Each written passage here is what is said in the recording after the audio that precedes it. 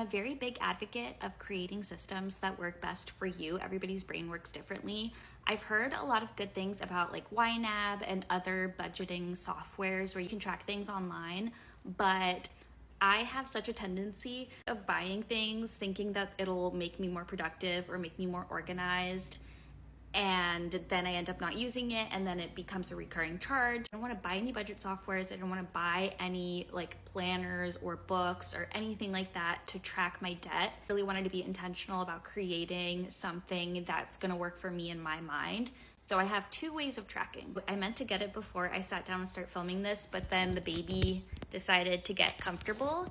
But I have a binder, a couple of sheets that I made on Canva that track my weekly expenses. At the end of each week, I go in and I write for every day all the transactions that came out of my bank accounts.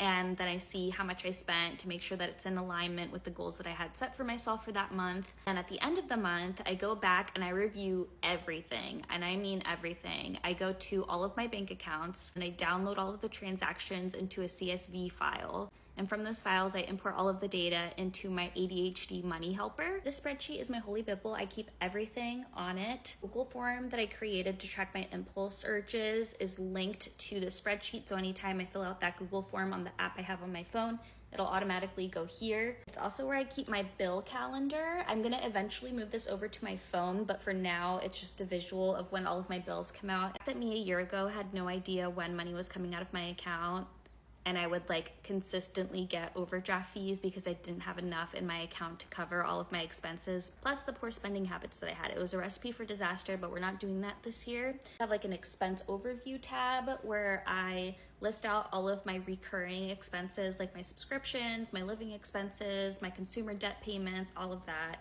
A tab for my debt avalanche method. This is where I'm keeping track of all of the credit cards, the balances that I have on them, the payments that I'm making to them, and whether or not I have paid them off. So I already paid one off and it's green. And then lastly, the big kahuna. This is where I copy and paste all of my transactions for the month.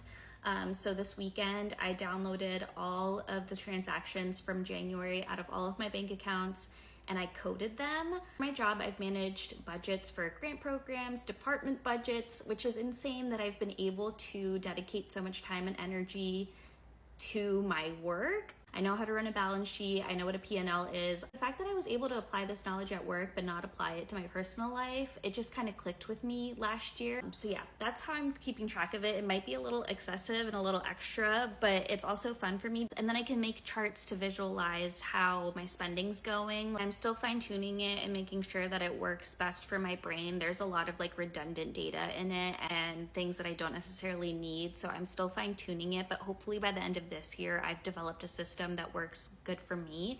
And if not, then maybe I'll look into buying something like YNAB. For now, I just want to use the free resources that I have. Thanks for asking. Take care. Bye.